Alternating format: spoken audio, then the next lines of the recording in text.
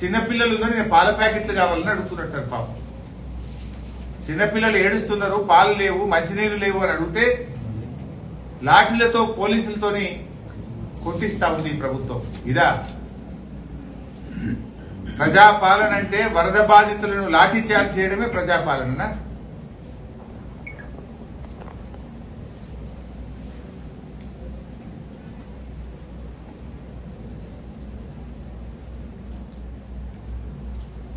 ఈ ప్రభుత్వం ఇలా పూర్తిగా ఫెయిల్ అయింది. ఇలా తుమ్మిళ్ళ లిఫ్ట్ మొత్తం నీట మునిగిపోయింది.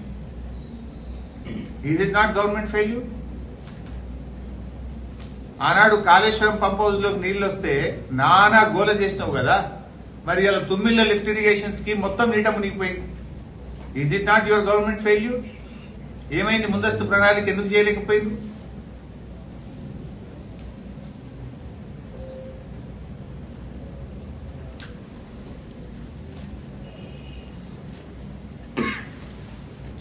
బీఆర్ఎస్ పార్టీ తరఫున కూడా పెద్ద ఎత్తున సహాయక చర్యలు కూడా చేపడతాం. ఏ కుటుంబాలైతే నష్టపోయినాయో వాళ్ళకు నిత్యావసర వస్తువులు కానీ, బట్టలు కానీ అన్ని రకాలుగా సహాయక చర్యలు చేస్తాం.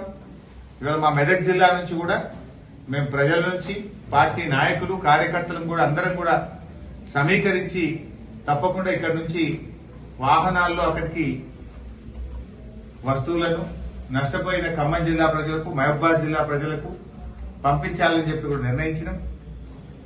మెదక్ గాని, దుబ్బాక్ గాని, సిద్దిపేట గాని, గజ్వేల్ గాని, నర్సాపూర్ గాని, మెదక్ జిల్లా మొత్తం పాత మెదక్ జిల్లా నుంచి మేము సేకరించి మరి పెద్ద ఎత్తున విరాళాలు సేకరిస్తాం. మా పార్టీ నాయకులు మేము కాంట్రిబ్యూట్ చేస్తాం, మా కార్యకర్తలు కాంట్రిబ్యూట్ చేస్తారు. మేమందరం కలిసి వరద బాధిత కుటుంబాలని ఆదుకోవాలని చెప్పి కూడా పార్టీ పక్షాన మేము నిర్ణయం తీసుకున్నాం. ఇప్పటికే మా పార్టీ నాయకులు మాజీ మంత్రి అజయ్ కుమార్ గారు, ఎంపీ రవిచంద్ర గారు, ఇంకా అక్కడ వెంకట వీరయ్య మాజీ శాసనసభ్యులు, మిగతా శాసనసభ్యులు, మాజీ శాసనసభ్యులు అందరూ కూడా ముమ్మరంగా సహాయక చర్యల్లో పాల్గొంటున్నారు. వారికి తోచిన విధంగా ఆర్థిక సహాయాన్ని కూడా అందిస్తున్నారు. తప్పకుండా బీఆర్ఎస్ పార్టీ ఇతోధికంగా మా శాయశక్తుల వారికి సహాయ సహకారాలు అందిస్తాం. ఆ కుటుంబాలను కాపాడుకునే ప్రయత్నం చేస్తాం. కానీ ప్రభుత్వం ఈరోజు తమ ఫెయిల్యూర్ ను, ప్రజల ఆగ్రహాన్ని ప్రతిపక్షాల మీదకి మళ్లిస్తున్నారు. ప్రజలు తిడుతున్నది మిమ్మల్ని. బుద్ధి తెచ్చుకోండి, వాళ్ళకి సాయం చేయండి. మీరు మమ్మల్ని